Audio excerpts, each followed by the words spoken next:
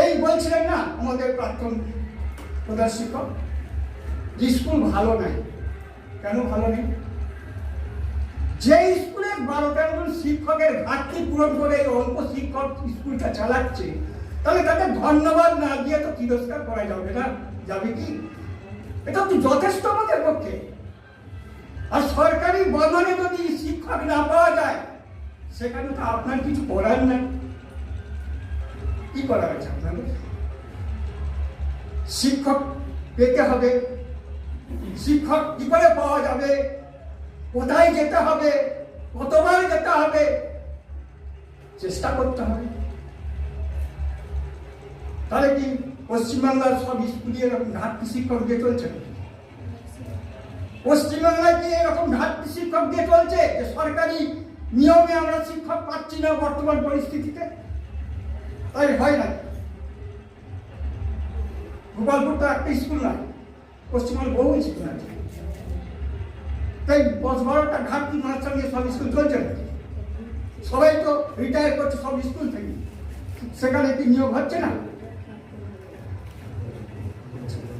হচ্ছে, হওয়াতে হবে তো, নয়তো শিক্ষা দপ্তর থেকে তুলে দিতে হবে। শিক্ষার ব্যাপার। আর সহযোগিতা কিছু মনে করবেন না, আমি কারো উপর দোষারোপ করছি না। এখানে কাজ করতে এসে কিন্তু সহযোগিতা পাওয়া যায় না। আমি 95 সালে সম্পাদক হয়েছিলাম এখানে, আমাকে কেউ সমর্থন করেনি। যেটুকু করেছি নিজের যোগ্যতায় করেছি। সবাই চিনতে পেরেছে। কাজ করবেন কি করে? কাজ করবেন কি করে? আপনি কাজ করা যায় না। কাজ করতে গেলে মানসিকতা থাকতে হবে, আর তার সাথে অন্যান্যদের সহযোগিতা সমর্থন থাকতে হবে, তাহলে কাজ হবে। আমরা এখানে বলছি এখানে ছাত্র কমে যাচ্ছে, কমছে কেন? তার কারণটা কি? কারণটা কি? কারণ আছে তাকে। গোপালপুর মুক্তকেশী বিদ্যালয় যখন প্রতিষ্ঠিত হয়, এই এরিয়ায় পাঁচড়া, জামালপুর ছাড়া স্কুল ছিল না, আঙ্গনওয়াড়ি। তাহলে বিশাল এলাকার মানুষ কোথায় ছাত্র ভর্তি করবে? গোপালপুরে তো। আর আজকে গোপালপুরের পাশে কুলিরগ্রাম, তার পাশে ইলসরা, পাশে জৌগ্রাম, তেলে, ছাপান্ডাঙ্গা, নবগ্রাম, সেটা তো ভাগ হয়ে যাচ্ছে। ভাগ হচ্ছে না?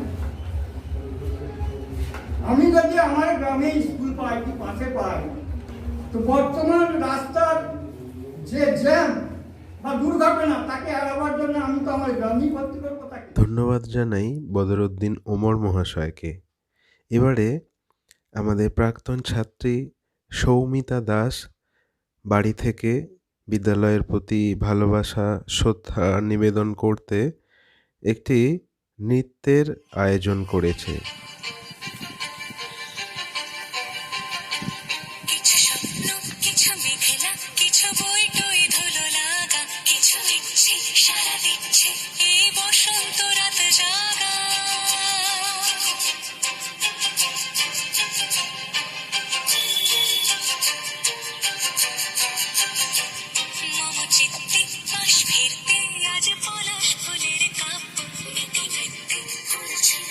শুধু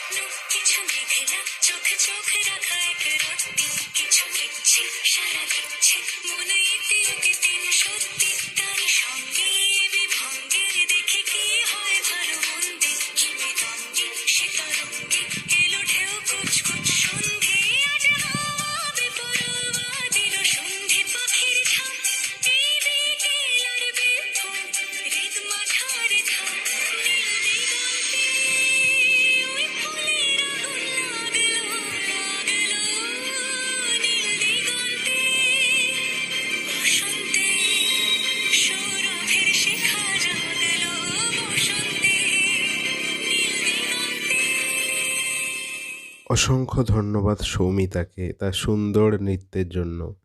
আর এবারে স্মৃতিচারণা করতে আসছেন প্রতিষ্ঠাতাদের বংশের বর্তমান সদস্য মাননীয় প্রশান্ত হালদার মহাশয়। তার কথায় উঠে এলো পুরানো দিনের কিছু গুরুত্বপূর্ণ কথা। উনি ছিলেন গোপালপুরের একজন বাসিন্দা শ্রী অবিনাশ চন্দ্র হালদার মশাই। তা উনি প্রথম থেকেই হেঁটে মেমারি যেতেন, তখন তো মেমারি এখান থেকে 8 কিলোমিটার হেঁটেই যেতেন, রোজ আসতেন। অদম্য সাহস এবং ওনার চেহারাও ছিল। তারপর 1920 সালে, তার আগে উনি বললেন যে উনি আধ্যাত্মিক জীবনেও খুব ভালোবাসতেন। তো উনি ওনার এই যে জায়গা, তখন ওনার 200 আড়াইশো বিঘে জমি ছিল। উনি বললেন আমার এই 22-25 বিঘের জায়গাটা দান করি, করে আমি আগে ঠাকুরের মন্দির প্রতিষ্ঠা করব। উনি মুক্তকেশী মাকে খুব ভালোবাসতেন এবং আমাদেরকে বলে গেছিলেন, লিখে দিয়ে গেছেন দলিলে, যে তোমরা মৃত্তিকার তৈরি করবে, শান্ত মূর্তি তৈরি করবে এবং কোনোদিন যেন কোনো রকম পুজোর সময় আওয়াজ না হয় এবং দিনের বেলা করবে রাত্রি, কারণ এটা শান্ত মূর্তি, কৃষ্ণর ভাব। সেই কৃষ্ণর ভাবে উনি এখানে 1920 সালে উনি ওনার নিজের জায়গায়, তখন কিন্তু এই রাস্তাটা ছিল না, তখন একমাত্র এইটাই একটা রাস্তা ছিল। সেই বন, এইখানে শ্মশান টশান ছিল, উনি নিজে বন জঙ্গল কেটে মা মুক্তকেশী প্রতিষ্ঠা করলেন। এবং উনি এত ঠাকুর ভক্ত ছিলেন, আপনারা হয়তো আজকে মুখ বলবেন যে এটা অবিশ্বাস্য। উনি ওনার মেয়ের অর্শ হয়েছে, উনি বলেছেন মা আমি ডাক্তার দেখাবো না, তো উনি রাত্রিবেলা দেখছেন হাতে একটা হর্তুকি দিয়ে গেছে এবং সেই হর্তুকি পরিয়ে দিয়েছে। এবং এখনো আমরা যদি দিই 3 দিনে অবশ্যই প্রত্যেকের অর্শ ভালো হয়ে যাবে। যাই হোক, উনি এইটা প্রতিষ্ঠা করলেন। তারপর গ্রামে হরিসভাটা, ওনার একটা পুকুর ছিল, সেই পুকুরটা বুঝিয়ে হরিসভা করলেন। তারপর ওখানে একটা শিব মন্দির তৈরি করলেন এবং প্রত্যেকের জন্য 10 বিঘে 6 বিঘে করে জমি প্রত্যেক পুরোহিতকে দিয়ে উনি এটা প্রতিষ্ঠা করলেন। তারপর যখন উনি দেখলেন যে এখানে তো ধারে কাছে কোনো স্কুল নেই, তাহলে আমাদের সন্তান সন্ততিরা বা ধারে পাশে লোকেরা কোথায় পড়াবে, এবং সবাই যারা পড়ায় তারা কলকাতা বা মেমারি, তখন মেমারিতে একটা স্কুল ছিল নাকি, আর ধারে কাছে কোনো স্কুল ছিল না। তখন উনি 1922 সালের 5ই জানুয়ারি বৃহস্পতিবার উনি এইখানে নিজেই খেজুর গাছ কেটে উপরে খড় তাল পাতা দিয়ে তৈরি করছেন। লোকে এসে টিটকারি মারছেন, ঠাট্টা করছেন যে আপনি এটা কি করছেন। বলছেন আমি ছেলের গুদাম করছি। বলছে ছেলেদের গুদাম না চালের গুদাম? বলছে ওই চালের গুদামই বলুন। তখন উনি এটা করার পর, তখন কিন্তু কোনো ছাত্র পাওয়া যায় না, তখন উনি ছাত্র ভিক্ষে করতে বেরোলেন। কিছু কিছু ছাত্র হয়তো 2-4 জন রাজি হলেন, এই যোগরাম, প্রেমগ্রাম, রানাপাড়া, গোপালপুর, সেই ছাত্রদের উনি নিজে হোস্টেল করে, বাড়িতে হোস্টেল করে তাদের খাওয়াতেন। তারপর বললেন হ্যাঁ একজন মাস্টারমশাই তো দরকার। যখন মাস্টারমশাই, সেই সময় বিনা পয়সায় কেউ মাস্টারি করতে চাইতেন না, তখন উনি নদীপুরে ভূপেনবাবুর কাছে গেলেন। ভূপেনবাবু বললেন হ্যাঁ হালদারমশাই আপনি যখন এসেছেন তখন আমি মাস্টারি করব। তখন উনি প্রধান শিক্ষক হচ্ছেন উনি। তারপর আমাদের যে প্রধান শিক্ষক এসেছিলেন তিনি হচ্ছেন শ্রদ্ধেয় কালীবাবু। কালীবাবু কিন্তু শুধু স্কুলই ভাবতেন না, এটাকে নিজের মন্দির, নিজের বাড়ি বলে মনে করতেন। ধন্যবাদ জ্ঞাপন করছি প্রশান্তবাবুর প্রতি। আর এবারে অতিথি হিসেবে বিদ্যালয়ে এসেছেন, আর তিনি গান গাইবেন না তা কি হয়? তোমরা বুঝতেই পারছ। এবারে আমরা আমাদের প্রিয় বদরুল স্যারের কণ্ঠে শুনব একটা অতি পরিচিত গান। গ্রাম ছাড়া ওই রাঙা মাটির পথ আমার মন ভুলায় রে। গ্রাম ছাড়া ওই রাঙা মাটির পথ আমার মন ভুলায় রে। ওরে কার পানে মন হাত বাড়িয়ে লুটিয়ে যায় ধুলায় রে, আমার মন ভুলায় রে। গ্রাম ছাড়া ওই রাঙা মাটির পথ আমার মন ভুলায় রে। ও যে আমায় ঘরের বাহির করে, পায়ে পায়ে পায়ে ধরে, মরি হায় হায় রে। ও যে আমায় ঘরের বাহির করে, পায়ে পায়ে পায়ে ধরে, মরি হায় হায় রে। ও যে কে রে আমায় নিয়ে যায় রে, ও যে কে রে আমায় নিয়ে যায় রে, যায় রে কোন চুলায় রে, আমার মন ভুলায় রে। গ্রাম ছাড়া ওই রাঙা মাটির পথ আমার মন ভুলায় রে। ও কোন বাঁকে কি ধন দেখাবে, কোনখানে কি দায় ঠেকাবে, কোথায় গিয়ে শেষ মেলে যে ভেবেই না কুলায় রে, আমার মন ভুলায় রে। গ্রাম ছাড়া ওই রাঙা মাটির পথ আমার মন ভুলায় রে। নমস্কার। ধন্যবাদ বদরুল স্যারকে তার চমৎকার গানের জন্য। আর এবারে বিদ্যালয়ের ১০০তম প্রতিষ্ঠা দিবসের অনুষ্ঠানে একদম প্রতিষ্ঠা দিবসের প্রথম দিককার ইতিহাসের কথা শোনালেন প্রাক্তন ছাত্র সত্যপ্রিয় কুমার, এবং বিদ্যালয়ের একসময়ের গৌরবের কথা, উজ্জ্বল ইতিহাসের কথা শোনালেন প্রাক্তন শিক্ষক হরপ্রসাদ চ্যাটার্জি মহাশয়। সেটা বলতে চাই, 1922 সাল 5ই জানুয়ারি বৃহস্পতিবার, বাংলার 1328 সাল 21শে পৌষ বৃহস্পতিবার এই স্কুল প্রতিষ্ঠিত হয়। কে করেন? অবিনাশ চন্দ্র হালদার, যিনি রায়পাড়া এবং হাজরাপাড়ার কিছু লোকজন নিয়ে এসে এই শ্মশানেতে, এটা একটা শ্মশান ছিল এবং জমিদারের খাস এলাকা ছিল এটা।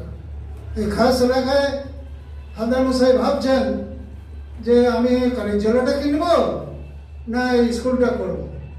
ওনার প্যাটার্ন ছিল অন্যতম স্বাধীনতা সংগ্রামী, আপনারা জানেন ভূপেন্দ্রনাথ নায়ক, ভূপেন্দ্রচন্দ্র নায়ক। তিনি অত্যন্ত ওনাদের আত্মীয় হয় এবং তখন যাতায়াত পথ ছিল, তখন চৌগ্রাম স্টেশন হয়নি, হলেও সেটা মালগাড়ি যেত, কয়লা যেত কলকাতা পোর্টে, কয়লা সাপ্লাই করার জন্য ইংল্যান্ডে কয়লা যেত। সেই জন্য এখানে যাত্রী বাহন ছিল না, এখান থেকে সবাই যাতায়াত করতো। এই হিসাবে ওনাকে নিয়ে এলো হেডমাস্টার হিসাবে। আমি এর আগে মাইলস্টোন বলি, ইতিমধ্যে ক্ষুদিরাম বসু ফাঁসি মঞ্চে গেছেন বঙ্গভঙ্গ বিরোধী আন্দোলনে, তার একটা তাপ উঠছে সারা বাংলায়।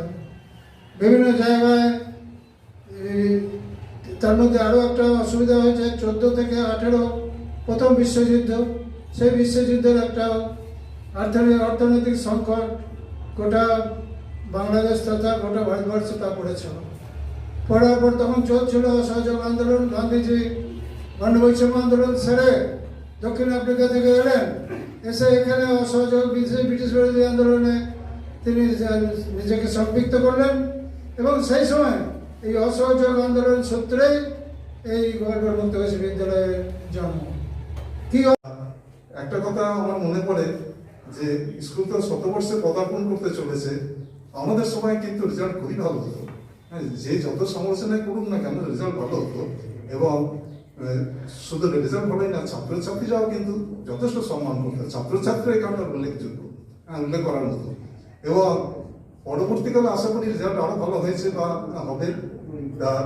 এই স্কুলের সম্বন্ধে কিন্তু সমালোচনা করলে অনেকটা নিজেদের গায়ে লাগে, কারণ যেহেতু বললাম আত্মার সম্পর্ক, আমি স্কুলের সঙ্গে মিশে গিয়েছিলাম এবং এখনো ভালোবাসি বলেই তার টানে চলে এসেছি। তা একটা কথা বলতে হয় যে এই যে মানে শতবর্ষ উদযাপন বা আরম্ভ যাই হোক না কেন, এর তাৎপর্য একটা, সেটা হচ্ছে বিদ্যালয়কে আরো এগিয়ে নিয়ে যাওয়া এবং সেটাই আমাদেরকে করতে হবে। বিদ্যালয় যতটা এগিয়েছে তার চেয়েও আরো এগিয়ে নিয়ে যেতে হবে। তবে একটা কথা না বললে বোধহয় অত্যুক্তি করা হয়, সেটা হচ্ছে বিদ্যালয়ের অবস্থা কিন্তু সব জায়গায় কম বেশি এক। শিক্ষক এবং শিক্ষিকার অভাব সব, কারণ আমি একটা জায়গায় ছিলাম, হ্যাঁ আমি রিটায়ার করেছি গত 31শে ডিসেম্বর 2019 সালে। তাই কম বেশি একই রকম। এখানে মানে চেষ্টা করেও সব কাজ মানে শিক্ষক এবং শিক্ষিকা নিয়ে আসা সম্ভব হচ্ছে না। হ্যাঁ, তা সেই কারণে এটা আমাদেরকে চেষ্টা রাখতে হবে, কিন্তু অহেতুক আমরা এইটি নিয়ে কিন্তু দোষারোপ করার জায়গায় যাব না। তা এইটি আমাদের আজকের কি বলে প্রতিজ্ঞা হবে যে বিদ্যালয়কে আরো এগিয়ে নিয়ে যেতে হবে।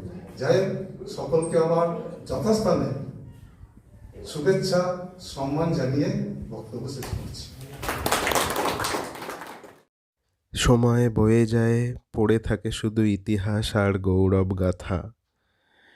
এবারে এরকমই এক গৌরবের কাহিনী আবৃত্তি আকারে শোনাতে আসছেন বিদ্যালয়ের পার্শ্ব শিক্ষিকা পায়েল চক্রবর্তী, যিনি আজকের অনুষ্ঠানের মুখ্য সঞ্চালকও বটে। প্রথম মনে হয়েছিল যে আজকে বোধহয় অনুষ্ঠানটা আমরা বিশেষ দীর্ঘায়িত করতে পারবো না, লোক সংখ্যা কম হবে, আমরা টিচারদের মধ্য দিয়ে নিয়ে যাব, কিন্তু এত গুণী মানুষ আসবেন, এত কৃতি ছাত্ররা আসবেন, একদম প্রাক্তন শিক্ষকরা আসবেন, আমরা ভাবতে পারিনি। এটা আমাদের সৌভাগ্য। আমি জানি না ক্ষয়প্রাপ্ত বিদ্যালয় আবার মাথা তুলে উঠে দাঁড়াতে পারবে কিনা, তবে মনের জোর বা অদম্য একটা জোর থাকা দরকার, এটা আমাদের প্রধান শিক্ষক মহাশয় জানিয়ে দিয়ে গেছেন। আজকের বিদ্যালয় সংস্কৃতির ধারক বাহক, সভ্যতার ধারক বাহক, কোথাও একটা উনি লড়াই করছেন তার অস্তিত্বের সাথে মাথা তুলে দাঁড়াবার জন্য। সেরকমই আমাদের এই বাঙালি বা বাঙালি জাতিটার একটা ধারক বাহক বলে আমরা একজনের নাম জানি, তাকে সবাই দাদা বলে চিনি। কদিন আগে কার্ডিয়াক অ্যাটাকে তিনি অসুস্থ অবস্থায় ভর্তি হয়েছিলেন, এখন ভালো আছে। বেশ কিছু মিমও চোখে পড়লো ফেসবুকে, বিভিন্ন পেজে। খারাপ লাগলো, কারণ আমি নিজে ব্যক্তিগতভাবে গ্যাংগুলির ফ্যান নই, কিন্তু তবুও বাঙালি জাতির মাথাটা সদর্পে কোথাও যেন তুলে ধরে দম্ভ শব্দটাকে বাঙালির সাথে জুড়ে দিতে পেরেছে বলে কোথাও গিয়ে একটু হলেও ভালো লাগে। আমি নিজে ব্যক্তিগতভাবে বিশাল ফ্যান কোনোদিনই নই সৌরভ গাঙ্গুলির। তা আজকের এই দিনটা এবং আমাদের প্রাক্তন প্রধান শিক্ষক মহাশয়ের বলে ওঠা ওই লাইনটা যে ক্ষয়িষ্ণু বিদ্যালয় বা বিদ্যালয়ে কোথাও ঘুম ধরেছে, এখান থেকে যেন মনে হলো একমাত্র দাদার মতো অদম্য জেদি হয়তো পারে সেই বিদ্যালয়টাকে আবার তার স্বগৌরবে গৌরবান্বিতর দিকে ফিরে নিয়ে যেতে। আজকের এই আবৃত্তিটা একমাত্র দাদার জন্য হলেও কোথাও একটাই পরিস্থিতি বা সিচুয়েশনের সাথে মিলে গেল। যদি কিছু ভুল ত্রুটি হয় ক্ষমা করে দেবেন, আপনারা সবাই আমাদের নিজেদেরই লোক, বিশেষ কেউ বাইরে নেই। শুরু করছি আজকের কবিতা। কবি সুবোধ সরকারের বেহালার ছেলেটা। বেহালা কোনো গ্রাম নয়, বেহালা কোনো উপত্যকা নয়, বেহালা কোনো শহর নয়, বেহালা কোনো আঙুর ক্ষেত নয়। রাত 10:30টায় নক্ষত্রের আলোয় ট্রাম ভর্তি লোক। রাত 11টায় খিদিরপুরের দিক থেকে 5খানা 37 নম্বর ছুটে আসছে গোটা খিদিরপুর নিয়ে। রাত 12টায় ডায়মন্ড হারবার রোড চলতে শুরু করলো। ডায়মন্ড হারবার রোড কীর্তিনা আসার মতো ছড়িয়ে পড়লো ভারতবর্ষে কয়েক হাজার মাইল দূরে। বেহালার ছেলেটা ব্যাট করছে এখন, শান্ত কিন্তু রাগী, স্থির কিন্তু তেজি, সমাহিত কিন্তু ছটফটে। মা মা দেখো কি সুন্দর দেখাচ্ছে আমাদের ছেলেটাকে। কি বললো কথাটা? আমি। কি আমি তারাতলায় থাকো? না, আমি রাজারহাটে থাকি, আমি বারাসাতে থাকি, আমি বহরমপুর, আমি বালুরঘাট, আমি কুচবিহার। রাত্রি 12:30, আকাশ থমথমে। ভারতবর্ষের আকাশ চিরকালই থমথমে। জ্যোৎস্নায় ভরে গেছে ভারতবর্ষ। গরিবের ভারত, বড়লোকের ভারত, আভিজাতের ভারত, দলিত ভারত। একটা দুরন্ত ছয় মারলো ছেলেটা। জ্যোৎস্না পার হয়ে বলটা গিয়ে পড়লো আসামের জঙ্গলে। সেখানে 3জন টেররিস্ট বসে আছে সায়ানিড খাবে বলে। 3জনই লাফিয়ে উঠলো, আহ মৃত্যু। দাঁড়া, আর একটা ছয় দেখে যেতে চাই। জ্যোৎস্না পার হয়ে বল এসে পড়লো এবার বোম্বের ধারাভিতে, এশিয়ার সবচেয়ে বড় বস্তি। 3জন মারামারি করছিল রুটি তড়কা নিয়ে। থেমে গেল, জোয়ারের মতো বেরিয়ে গেল গোটা ঝোপড়ি। খেতে না পাওয়া জ্যোৎস্নায় থমকে দাঁড়ানো ভারতবর্ষ। জ্যোৎস্না পার হয়ে বল এসে পড়লো আহমেদাবাদে। বল জিজ্ঞেস করলো, তোমরা কাকে পুড়িয়ে মারছো? বল এসে পড়লো শ্রীনগরে। বল জিজ্ঞেস করলো, কি হয়েছে তোমাদের? এত বছর ধরে একই ভুল করে চলেছো তোমরা। মা দেখো কি সুন্দর দেখাচ্ছে আমাদের ছেলেটাকে। কে কে কে বললো কথাটা? আমি। আমি কে? আমি ধর্ম, আমি অধর্ম, আমি ব্রাহ্মণ, আমি মেথর, আমি রাস্তা ঝাড় দিই, আমি ইটভাটায় ইট তুলি, আমি কলেজে পড়ি, আমি জেলখানায়, আমি মাঠে, আমি বস্তিতে, আমি 12 তলায়। আমাকে চিনলে না? আমি ভারতবর্ষ। ট্রাম লাইন চলে গেছে পরিবার ছুঁয়ে, অনন্ত নক্ষত্রে ঘেরা। ওটাই, হ্যাঁ ওটাই বেহালা, ওটাই ওর পাড়া। বিদ্যুৎ বেগে একটা বল ছুটে যাচ্ছে বাউন্ডারির বাইরে। গ্যালারি নয়, গোটা ভারতবর্ষ উঠে দাঁড়িয়েছে এই এত রাতে। ধর্ম ভুলে, জাতি ভুলে, দাঙ্গা ভুলে। বলটা কোথায় গিয়ে পড়লো একটু দেখবে বলে। নমস্কার। ধন্যবাদ পায়েল ম্যাডামকে তার সুন্দর উপস্থাপনার জন্য।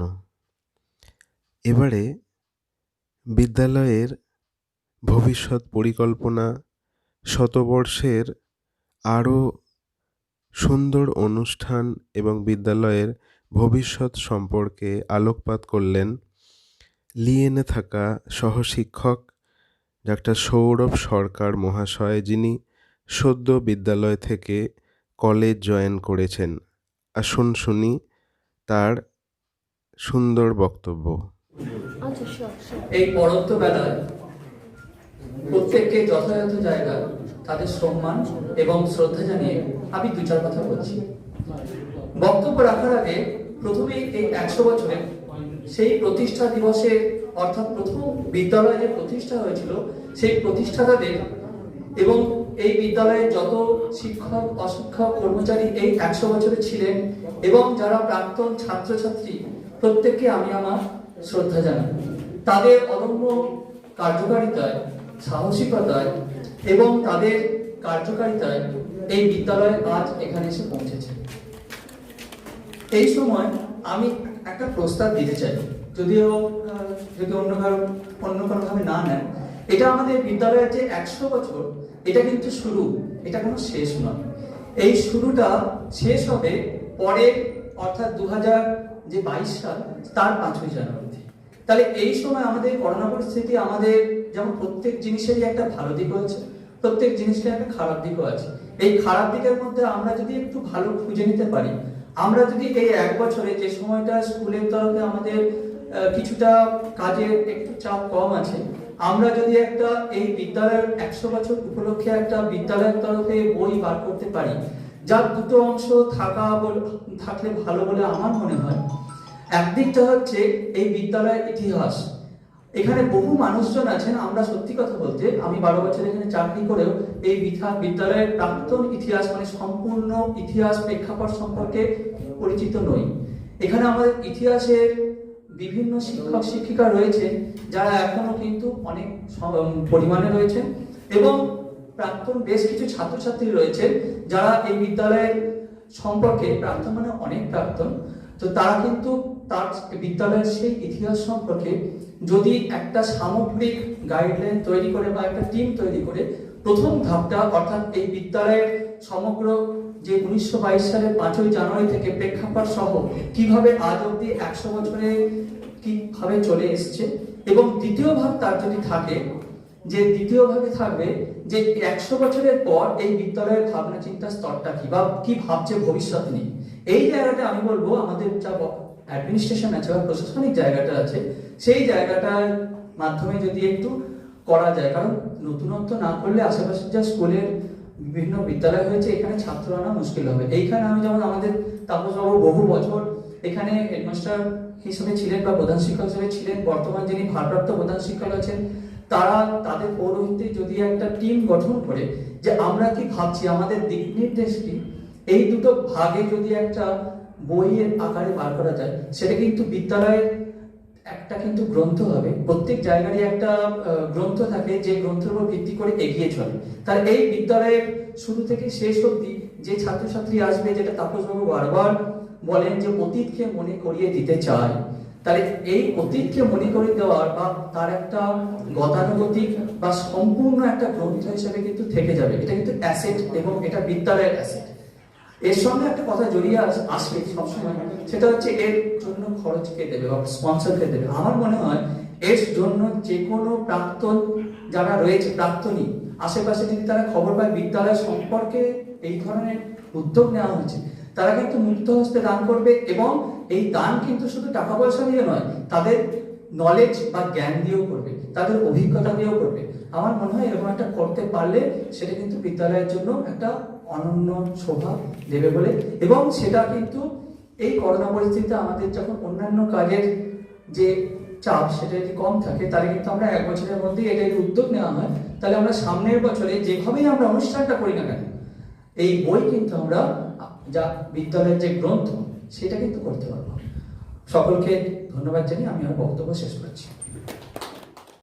ধন্যবাদ সৌরভ স্যারকে বিদ্যালয় সম্পর্কে তার ভবিষ্যৎ পরিকল্পনা ব্যক্ত করার জন্য। এবারে আমি আমার নিজের ভালোবাসা শ্রদ্ধা জ্ঞাপন করছি আমার বিদ্যালয়ের প্রতি। আজ 5ই জানুয়ারি 2021 সাল, তোমার প্রতিষ্ঠা দিবস তথা জন্মদিন, 100তম জন্মদিন। গুণীজন সমাবেশে জন্মদিনের জৌলুস যতটা বেড়েছে, তোমার প্রিয় একান্ত আপন প্রাণচঞ্চল সুকুমারমতী শিক্ষার্থী ব্যতিরেকে আমেজটা ততটাই ম্লান। দীর্ঘদিনের যন্ত্রণাক্লিষ্ট গৃহবন্দী দশা কাটিয়ে ঐতিহাসিক এই মাহেন্দ্রক্ষণে উপস্থিত থাকার অভিপ্রায়ে তারা হয়তো অত্যন্ত ব্যাকুল। বিধিনিষেধের বেড়া ভেঙে তোমার ১০০তম প্রতিষ্ঠা দিবসের গৌরবময় দিনটা উপভোগের সুযোগ থেকে বঞ্চিত হয়ে তারা আজ চরম হতাশ। কিন্তু হায়, পরম আনন্দের দিনটাও কত বেদনার। ওই একটা ভাইরাসের বিষবাষ্প রোশানল মানুষের দৈনন্দিন জীবনে, বিশ্বব্যাপী অর্থনীতিতে, মানুষের মনন চিন্তনে যে দুর্বিষহ প্রভাব ফেলেছে তা দিয়ে সত্যিই নভেল অর্থাৎ উপন্যাস রচনা হয়ে যাবে অনায়াসে। কিন্তু এখানেও তুমি মহত্বের পরিচয় দিলে। নিদারুণ ওই দিনগুলোতে আতঙ্কগ্রস্ত, দিশাহারা, নিরুপায়, অসহায় শত শত পরিযায়ী শরণার্থীদের ঠাঁই দিলে তুমি। ত্রাতারূপে অবতীর্ণ হলে তুমি। সত্যিই গর্ব হয় তোমার কথা ভাবলে, তোমার অবদানের কথা স্মরণ করলে। তুমি ছিলে বলেই কত পুণ্যাত্মা, প্রথিতযশা, হৃদয়বান শিক্ষক পাঠদানের নতুন নতুন ডালি সাজিয়ে মেলে ধরেছে নিজেকে উজাড় করে জ্ঞান সুধায় তৃপ্ত করেছে অসংখ্য শিক্ষার্থীকে, আর নিজেকে করেছেন গৌরবান্বিত পরম পূজনীয়। নীতি, আদর্শ, ব্যক্তিত্বের মার্গদর্শন ঘটিয়েছেন অহরহ।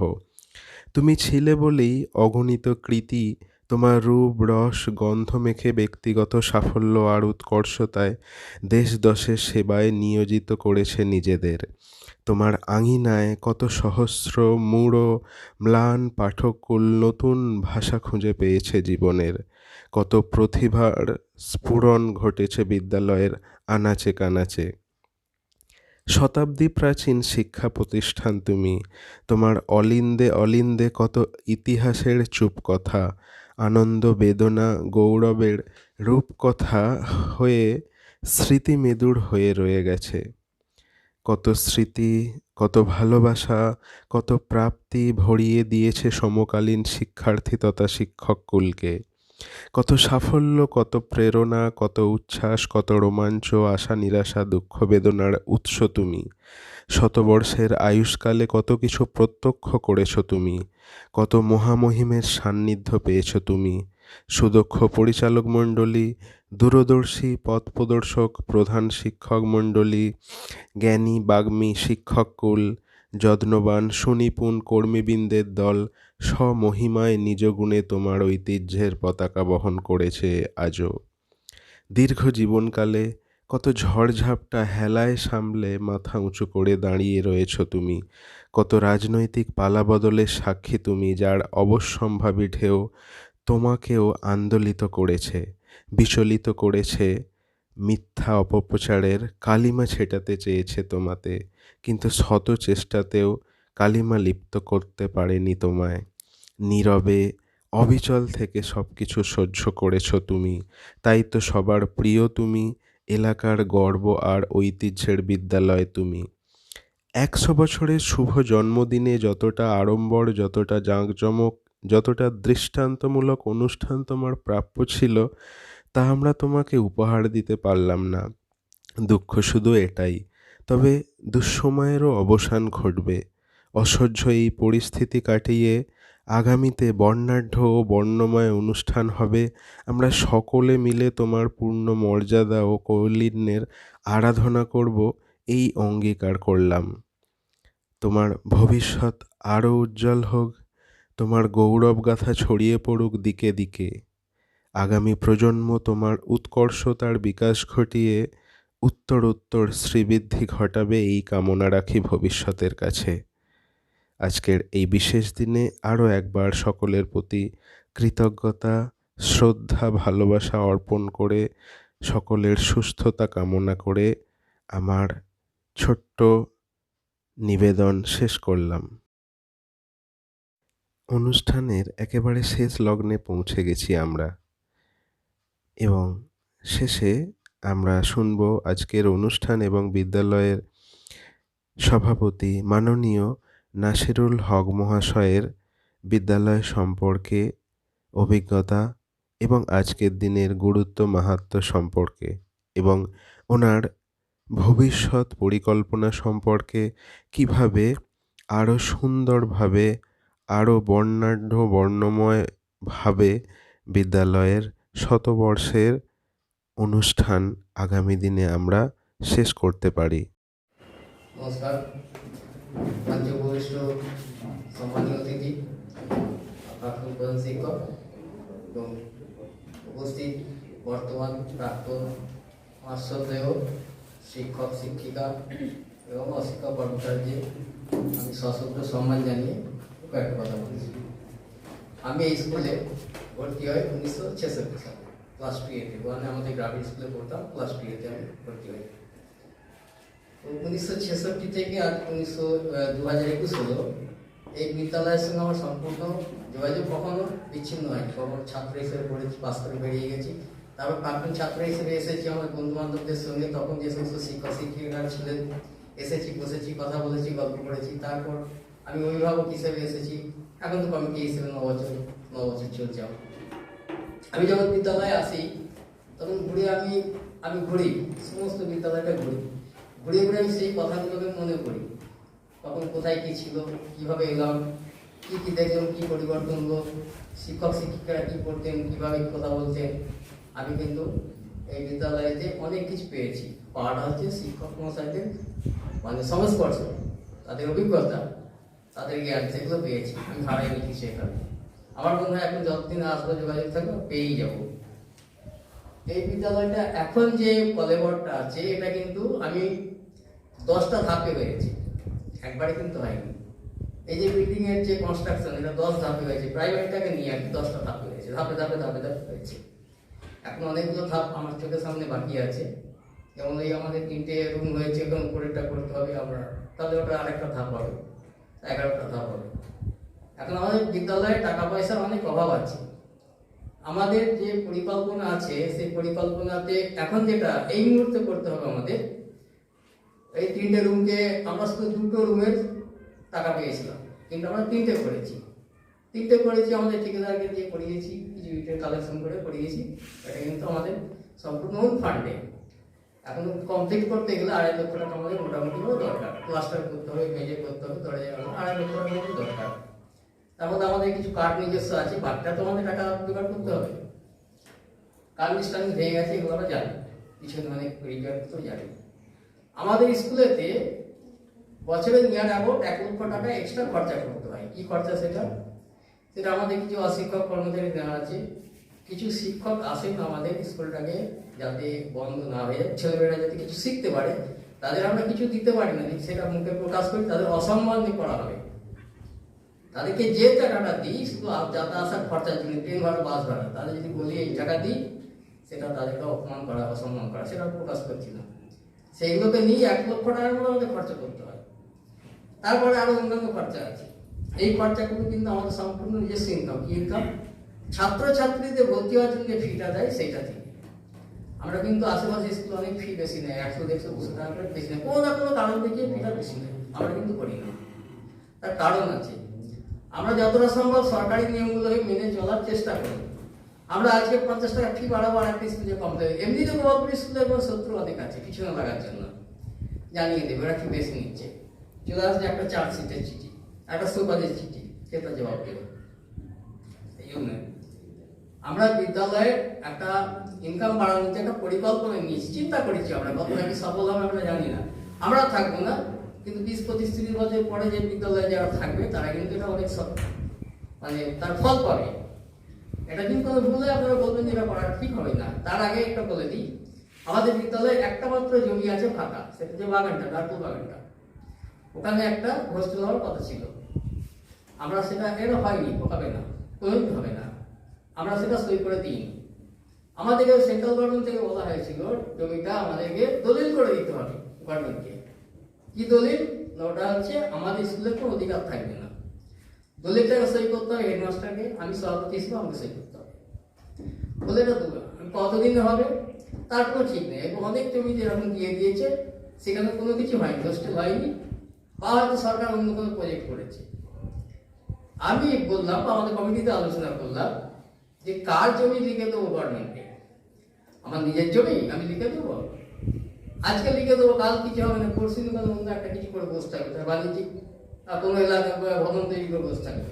আমার বিদ্যালয়ের এই জমি বিনা পয়সাতে দেবো, আর সেটা আমি বিদ্যালয়ের কোনো কাজে লাগবে না, সেই কথা রাখি। আমি গোয়ালপুর গ্রামের অনেক কথা বলি, না যদি একটা মেয়াদ থাকে যে 2 বছরের মধ্যে আমরা কনস্ট্রাকশন করবো, 3 বছরের মধ্যে, না হলে আমাদের জমিটা আমাদের হাতে ফিরে আসবে, মানে দলিলটা বাতিল হয়ে যাবে। এই যদি হয় তো আমাদের তখন প্রধান শিক্ষক দিয়েছিলেন, হ্যাঁ পার্টিকুলার হোস্টেল হবে, উনি গিয়ে বললেন না সেটা কিছু গ্যারান্টি দেওয়া যাবে না, তাহলে আমাদের জমি দরকার, আমাদের হোস্টেলের দরকার নেই, আমাদের যেমন আছে তেমন থাকবে। ওই জমিটাতে আমরা ঠিক করেছি, আমাদের নিজেদের আলোচনা করেছি। আপনারা বলবেন ভুল হলে, নারকেল গাছ বলতে এমন কিছু আমাদের ইনকাম হয় না, এখন কতটা হবে কি হবে জানি না। এই যে পিছনে যে গাছগুলো আছে এগুলো সরকারি তরফে গাছগুলো দিয়েছে, এগুলো বড় হলে একটা আমাদের বিদ্যালয়ের ইনকাম হবে। ওই নারকেল গাছগুলোকে যদি আমরা সরিয়ে দিয়ে ওখানে কিছু টাকা পাবো, টাকাটা জমিটা একটু মানে ডেভেলপমেন্ট করে ফেন্সিং দিয়ে ওখানে তো 200 দামি গাছ যেগুলো মেহগুনি গাছ, সেগুন গাছ বা শিশু গাছ যেগুলোকে দামে বিক্রি হয়, এই হিসেবে আমি এখনকার বাজার করে দেখেছি ওখানে কিছু না হলে 30 বছর 2 কোটি টাকা পাওয়া যায় ওখান থেকে। এরকম আর কি প্ল্যানিং করে দেখেছি, কতটা সফল হবো আমরা জানি না। তো যাই হোক, আমাদের তো এই শতবর্ষ অনুষ্ঠানটা শুরু করার জন্য আমাদের অনেক স্বপ্ন ছিল, আমরা অনেক রকম মানে রোড ম্যাপ তৈরি করে রেখেছিলাম, কি হবে, কটা ধাপে হবে, সে তো জগদীশ্বর সব কেড়ে নিয়েছেন, এখন আপাতত থামিয়ে দিই, কেড়ে থামিয়ে দিয়েছি। হয়তো আগামী দিনে আমরা করবো, ভালো করেই করবো, রঙিনভাবে করবো। যত আমাদের শিক্ষক শিক্ষিকা অতীতের আছেন, রিটায়ার করেছেন, তাদেরকে যত বেশি সম্ভব যাদেরকে যোগাযোগ করতে পারবো আমরা তাদের আমন্ত্রণ করে সশস্ত্র সম্মান জানিয়ে নিয়ে আসবো। ছাত্রছাত্রী যত দূর দূর হবে আমরা প্রচার করবো, যাতে এখানে একটা মানে ভালো অনুষ্ঠান করা যায়। যতজনকে পারো আমরা নিয়ে আসবো, আপনারা সহযোগিতা করবেন সকলে মিলে, চেষ্টা করবেন আমাদেরকে মানে গাইড করার জন্য কি কি করলে ভালো হবে। এবার একটা কথা হচ্ছে, এখানে তার জন্য টাকার দরকার হয়, তার জন্য আমরা মিটিং করবো, কমিটি করবো, আপনারা আসবেন, ডাকবো, যারা যারা আছেন প্রার্থী যারা আছেন তারা ডাকবো, তারা থাকবেন, আমরা টাকা তুলতে যাবো, বিভিন্ন জায়গায় যাবো, সরকারি মাধ্যমে যাবো, তার জন্য আপনারা সহযোগিতা করবো। আশা করছি যদি আমরা জগদীশ্বর আমাদের সবাইকে ঠিকভাবে রেখে দেন, সুস্থ রেখে দেন, বাঁচিয়ে রেখে দেন, আমরা আগামী দিনে যদি সুযোগ পাই 2022-এ যে অনুষ্ঠানটা আমরা এই এলাকাতে করবো, সেটা মনে হয় এলাকার মানুষ অনেকদিন ধরে মনে রাখে যে একটা এরকম অনুষ্ঠান হয়েছিল শতবর্ষে সমাপ্তি অনুষ্ঠান, এটা তো সূচনা হলো, সূচনা পর্বে যে অনুষ্ঠানটা করা দরকার ছিল সেটা আমরা করতে পারলাম না, সেটা আমাদের নিজেদের মধ্যে খুব খারাপ লাগছে, কিন্তু কোনো উপায় নেই। আশা করছি সমাপ্তি অনুষ্ঠানটা সেইভাবেই আমরা করবো বলে। ধন্যবাদ জানাই সভাপতি মহাশয়কে তার মূল্যবান বক্তব্যের জন্য। তার কথাতেও উঠে এলো অনুষ্ঠানের এখানেই শেষ নয়, আগামী দিনে পরিস্থিতির উন্নতি হলে আমরা নিশ্চয়ই সাড়ম্বরে ছাত্রছাত্রীদেরকে নিয়ে অত্যন্ত আড়ম্বরের সঙ্গে আমরা বিদ্যালয়ের 100 বছরের সমাপ্তি অনুষ্ঠান আয়োজন করব এবং অত্যন্ত মর্যাদার সঙ্গে, অত্যন্ত আনন্দের সঙ্গে আমরা বিদ্যালয়ের এই অনুষ্ঠান মনে রাখার মতো আয়োজন করব। অনুষ্ঠান শেষ করব সমাপ্তি সঙ্গীতের মাধ্যমে। বিদ্যালয়ের প্রাক্তন ছাত্রী সৌমির কণ্ঠে সমাপ্তি সঙ্গীতের মাধ্যমে আজকের এই উপস্থাপনা শেষ করলাম। ভালো থাকবেন, সুস্থ থাকবেন।